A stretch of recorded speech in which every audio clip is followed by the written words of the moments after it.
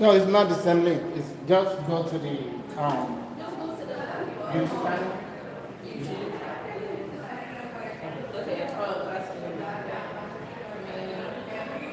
You want to share it? You can share it. Yes.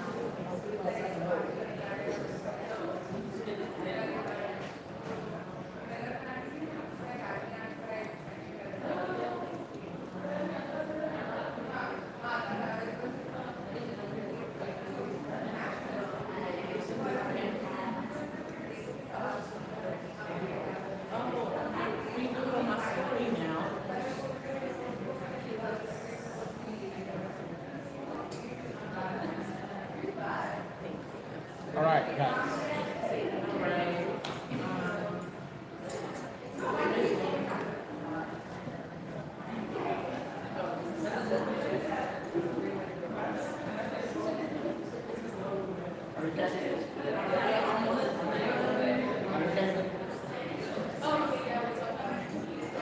Yeah, great.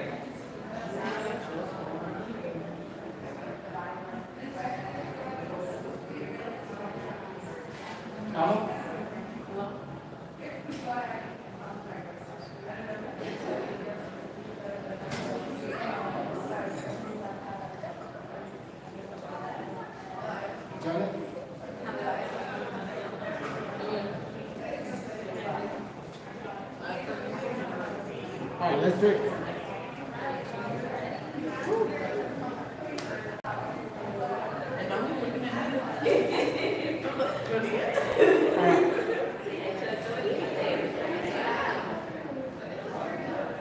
Right.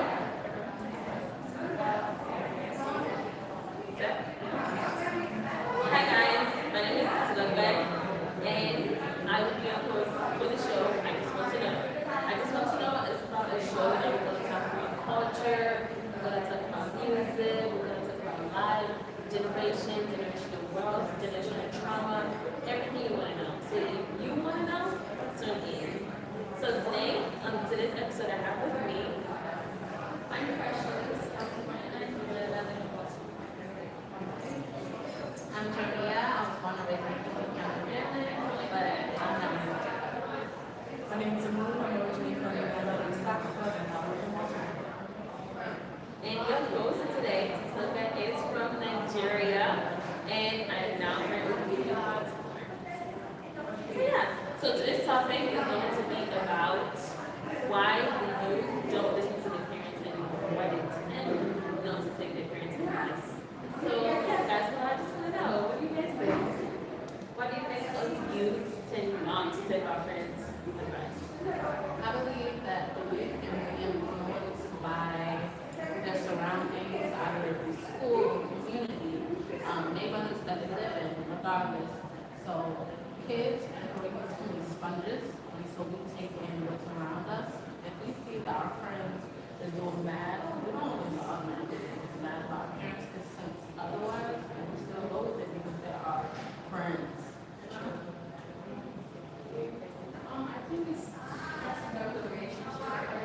And a lot of us don't have good relationships, and we see how they look at life, and it's hard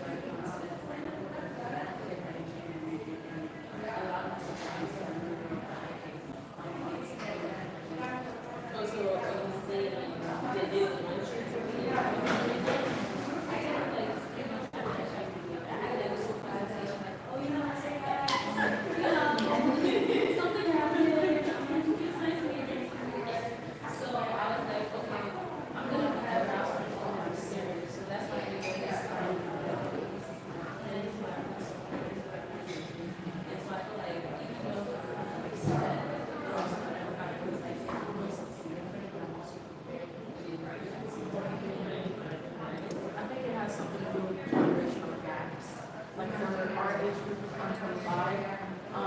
Growing up, I felt like the age gap between my parents and my parents were, my mom was 50 now, my dad was 54. So growing up, I felt like they didn't understand me, they didn't understand where I was coming from. So listening to them felt like, you don't even understand what I'm going through, and so why should I listen? And now, nowadays, a lot of young people are having children, so the age gap is smaller, and children tend to feel like, oh, since we're close in age, we're friends. So taking that advice isn't really what someone is taking advice from someone older, wiser. Yeah. I also think, like you said, like it's kind of hard to take advice from people that are not living the life that you want. Like it's like I want my life to be a certain way, like I picture my life, I envision my life to be a certain way, and then it's like you're living like the complete opposite of like what I want. And it's not. It might not be that they don't want to live the same life that I'm living in. It might just be fair. Like sometimes they're scared to like take that leap of faith. It's like if you're comfortable and you have to like step outside of that comfortability to like make a choice that if I lose my job and I pursue this, maybe it doesn't work out. When you have this job and it's like, well, that's why sometimes they feel like I'm feeling or something like this. Like that's not your job. Because it's like it's not a consistent like. But you make me actually do something like that. So sometimes I feel like parents also lack the optimism. As you were talking about, you're stepping outside of that box. Watch that some parents just have. They're like, oh, if you don't do it this way, then it's not going to work. There are multiple paths that you can take to get to that destination. Everybody's journey is different, but you still see people have the same outcomes, right? So sometimes you just have to take that risk. You can't let people limit you. Sometimes people that are closest to us may limit us, including our parents. because sometimes they're just scared. Because it's like, and I think sometimes it's hard for them to also see that we're like stepping into our own person. You know what I'm saying? Like they see us as babies. So like, oh, this little baby is like, so sometimes it's gonna be hard for them to be like, oh, like you're growing up and like actually making your own decisions. Like what? And it's like if you're saying I'm not going to be part of that, and then I think another thing also is like when you make decisions outside of parents, especially like African parents. What do you mean? It's like you get it like when and sometimes you're like, well, you can consider it and you start thinking about the responsibilities that go wrong, and they come from a good place that they come from a place of like they're trying to protect you. But sometimes they're trying to protect you and be like,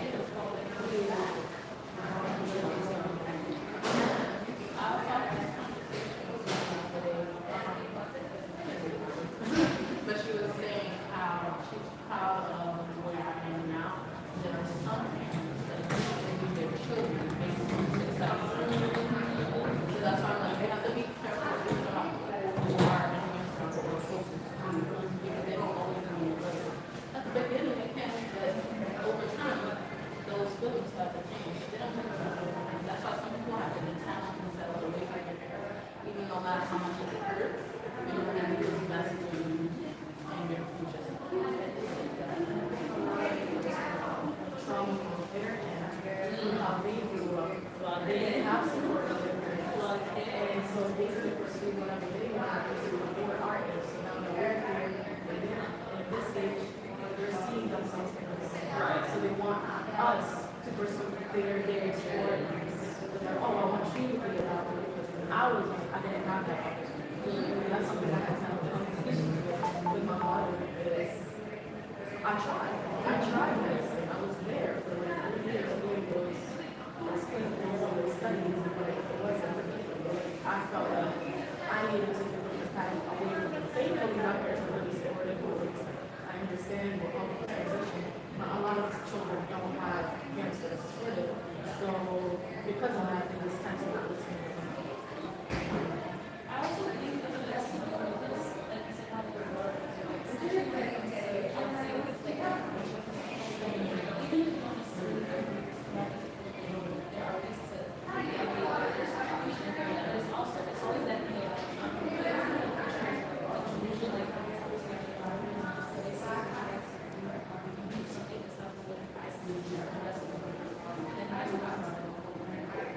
But I feel they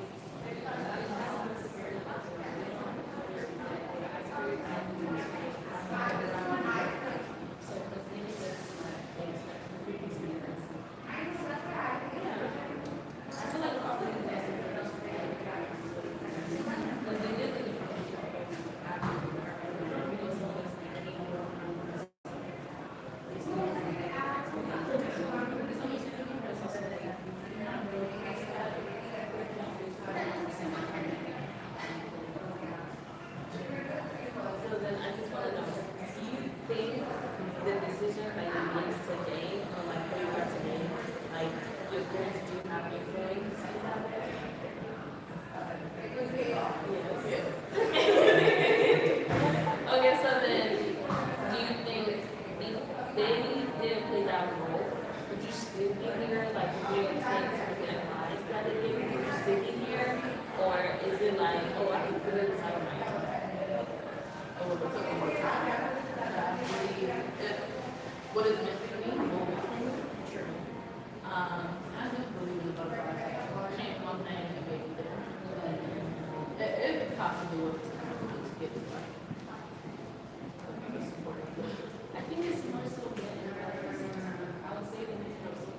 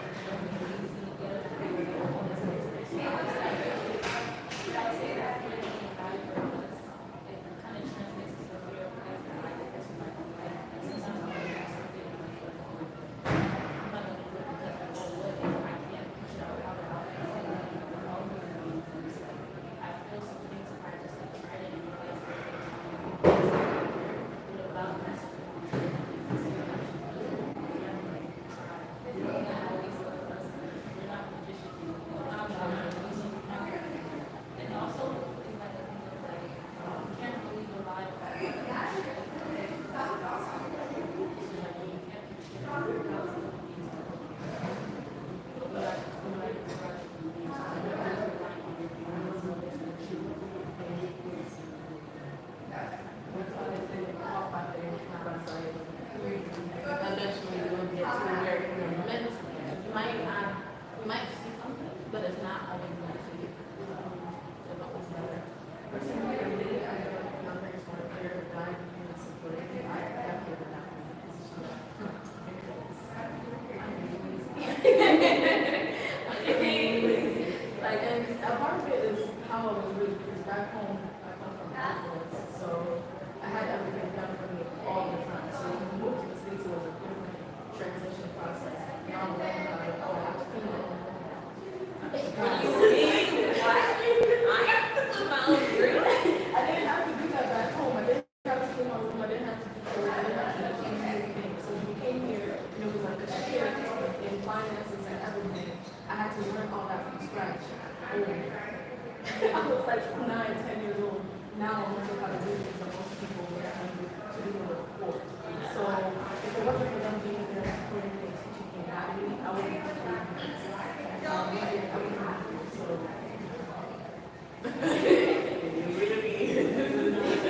Now what I just want to know, who do you go to for advice from?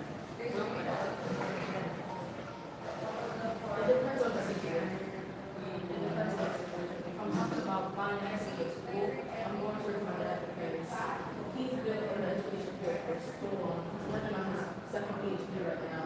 So anytime I do something like education wise or finances, I'm going to school. Whether it's personal life, friends, social, she's going to do it. All the she's a social butterfly. That's what I want to do. She's a social She's a social butterfly. You'll Never guess it. You'll never guess it, but she's a social butterfly. She loves to talk. That's so interesting. That's what I always go to. I could be a little bit ignorant, but she's an extrovert. And a lot of people don't know. Interesting. Just self-explanatory. I'm a liar too. I go to my mom. like, mama, let me tell you. I am a mother's girl at heart. My dad, I'll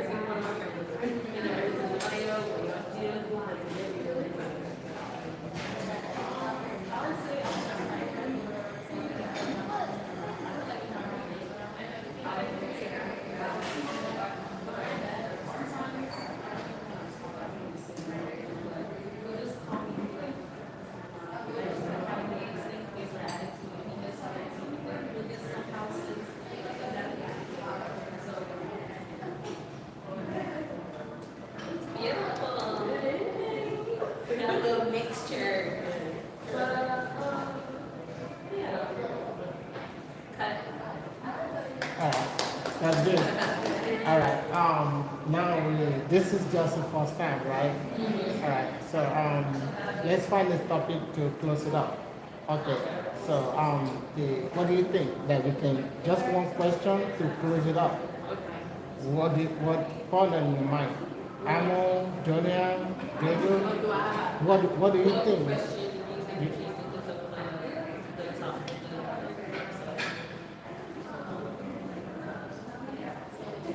Okay, yeah, that was the question we had in there before. What advice do we have for the younger generation? Exactly. Yeah. And what advice? Okay. I have two questions. All right. So, have you made a mistake that you think you should have listened to your mother more? If that's going to last for like 3 months, or you have listened to your father more. So, and then that question is going to come next. What advice do you have Okay, for so we like? have 2 questions. The Yes. first question is, so I just want to know What- what advice Yes, like what mistake have you you made made that you think you would have listened to your mother or your father more or your parents more, right? So hold on, let me move down like that. mine was definitely pretty well apart. I should have listened. It's like, we're our partner. Just wait for the process. I'm not supposed to like it. So we got into the week or the other one, which I was supposed to move into step before. All right, let's do it. So now it's just gonna be Me, okay. you, right? I just went. Right. Yeah.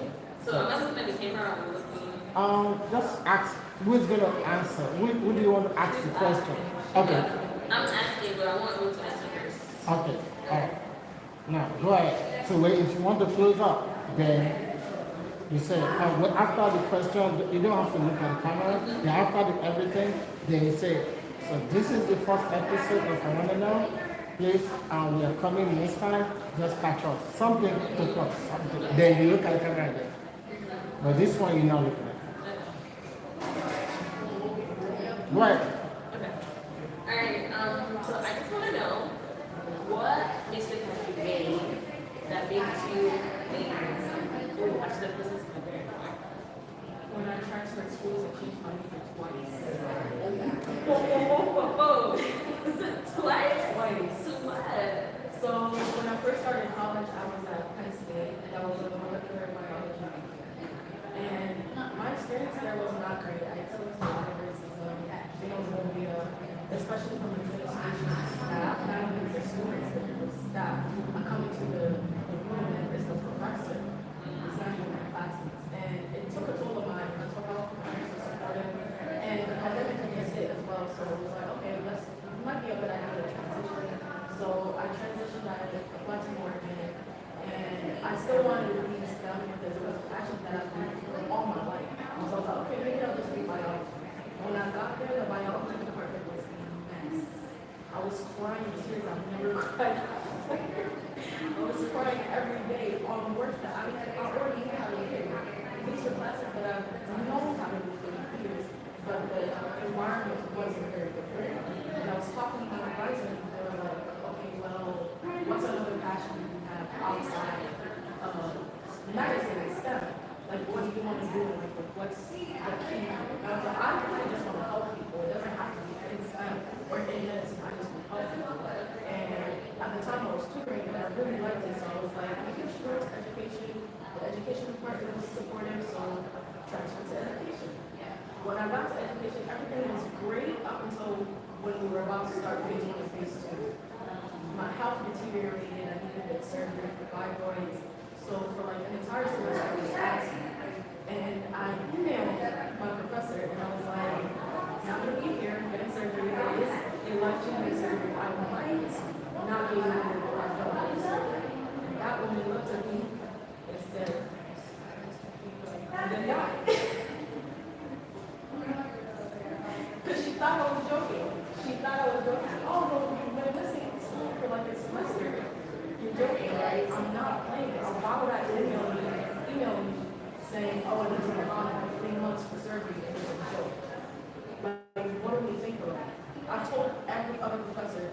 on, and we've all been very supportive except for me. And when I came back after she told me, oh, and died, I thought, oh, it was a joke. So I just left it alone. When I came back, I went to her office and I'm like, I've missed a lot of class, but I have been doing the work because most of the work was online anyway. I've been doing the work, so why is my grade still dropping instead of? And I compared my notes, I compared my assignments to my classmates, and it's the same work that I'm doing, and somehow I was failing the class. And she looks at me, I was on the phone with Jenny actually. She looks at me and she's like, oh, I'm gonna find another way to do it because you weren't here. I've been doing the work that you placed online, with the notes that you placed online. I finished the work and I turned it in and I compared it with my classmates. I've been doing the work correctly, but you're going to fail me because I wasn't here because of the that I told you about months prior. So I was like, I'm cheating on you immediately. And I did. But at that time, my dad was like, just hang in there, it's okay. You don't have to take everything super personal. Yes, you had a bad experience with that teacher, and everyone else around you was super. And that's something I should have listened to because now that I changed my major, I'm graduating in a different major, I'm having trouble coming into my career because I don't have those foundations that I could have had in my main, or major education. So now I'm having to take extra steps to get into my career where I need to be, where I can just jump in if I stay there. But mental health wise, referring back to what you said, you're having to take more obstacles to get to where you want to be. Like I was saying earlier, sometimes our pathway is different to get to the same goal. Everybody's learning different things. And sometimes it's worth it. It's way more worth it than we realize because we're walking by faith and not by sight. You can't see it, but it's there. What is meant to be will be for you. Love you, baby. It'll be. So what advice? There's a lot. There's a lot, guys.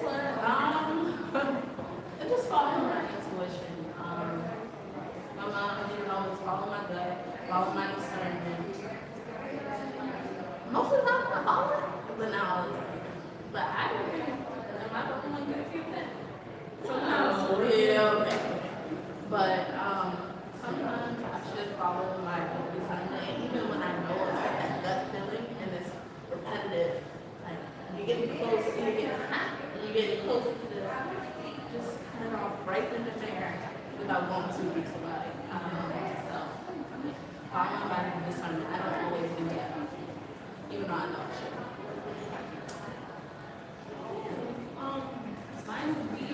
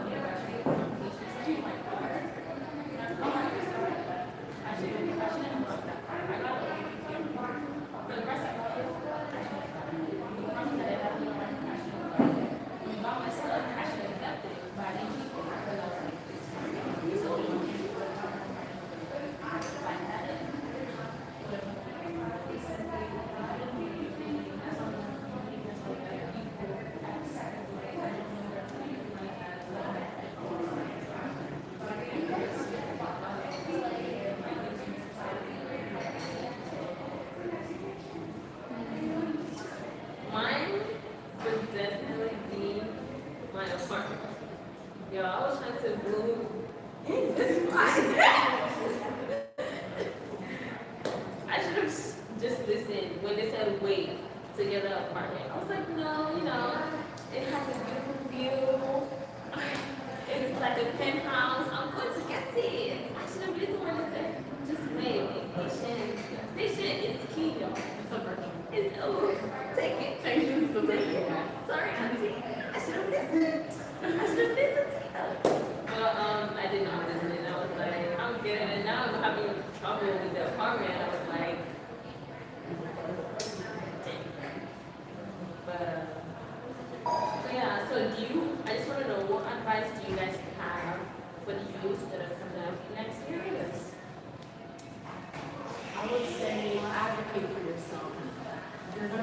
placed in situations where no one's gonna be there. No one's gonna be there to hold your hand, pat your back, give you advice and stuff. You have to go out there and put your name out there. You have to talk to people and get your name out there. You have to be the one to stand up for yourself in all situations. Because you're not always gonna have someone there with you. So advocate for yourself always. Follow your discernment, follow your intuition. Even if you have to sit back, even if you do believe you're a believer, pray on it. That's what my mom always tells me. I'm like, oh, why you gonna do this? She's like, oh, I'm just praying. Just pray on it. I'm gonna let him let me know what to do. And that is very imperative. Have a strong foundation. I would be.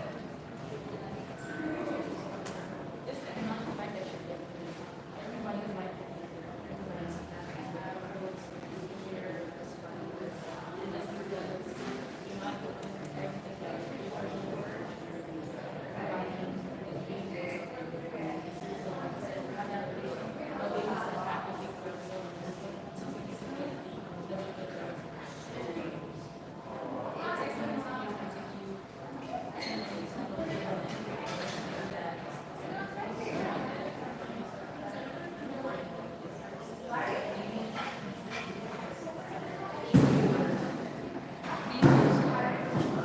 she already got patience. No, but it's true though. But like it's like you teach and plan, like plan, because when you have an outline and you put the guidelines to get to where you're going. But when you don't have a plan and you're just going in blindly, that's when you make mistakes. That's when mistakes happen. So like plan, but also like be patient with yourself, be patient with your decision. When you sit in it, sometimes like you actually see, okay, maybe let's make a different decision. Maybe I need to make a better decision. Maybe if I do it this way instead, maybe if I just wait it, so that just be patient and say it, plan, have a deadline. Yeah. She said plan, you have to also be open to change. Because if you're planning and you're still stuck in that plan and you're not open to change and what life is going to send you, you're not ready. Yeah. So advocacy, patience, discernment, planning, and open to change. So I think definitely needs to change. I feel like for me, I don't like change. What do you mean I'm growing up? What do you mean I have to make decisions? What? I don't like change. But with life comes change. Even the season, the weather's not the same. Every season changes. Like you have to plan, things change, plan. Thank you guys so much for watching, tuning in. If you want to know more, come back for our next episode. Thank you. Bye, guys. We did it, guys. That's a wrap. That's the wrap, guys. That's the Bye. wrap. Thank you for tuning in on YouTube. That's the wrap. You're still there. You're still there. We're still there. Hey guys, thank you guys so much for watching. This is so exciting. All right, guys. We should have done this before we started. Christian. I'm the Traditional? Yes. Give us Traditionally, yes, because you Without my face. It was a prayer. Without my face. Without give us a and we say, God listen.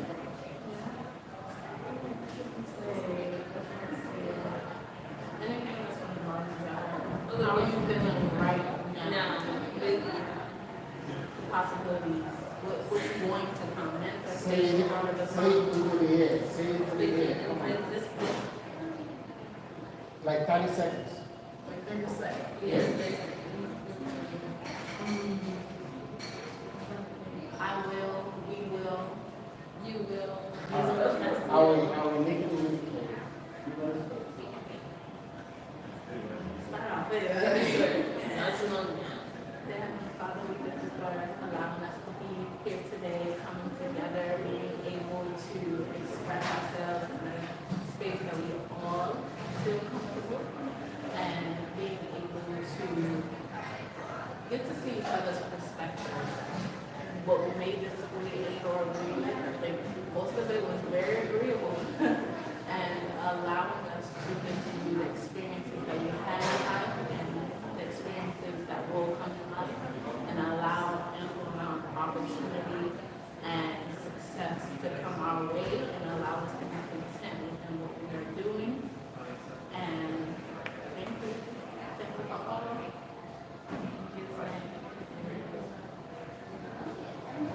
Give us a prayer. Now she is inspired. She's inspiring. It's not inspiring me because I don't pray English. Okay. Also, what language are you praying? Whatever language you pray. I'm not trying to force you. I'm trying to encourage you. Just, yeah, I'm trying to encourage you. You can do it. You just feel the In whatever language.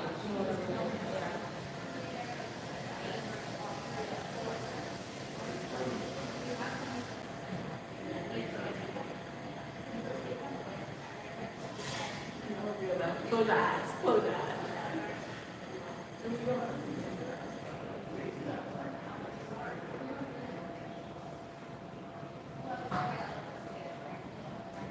Amen. Amen. You're All ready? the silence here. Time set it off. 5 seconds.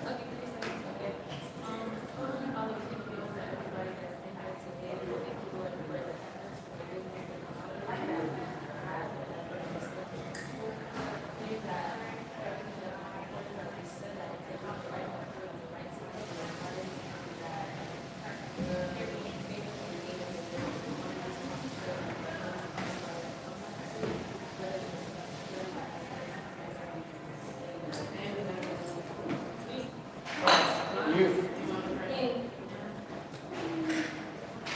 I just want to say alhamdulillah for everything.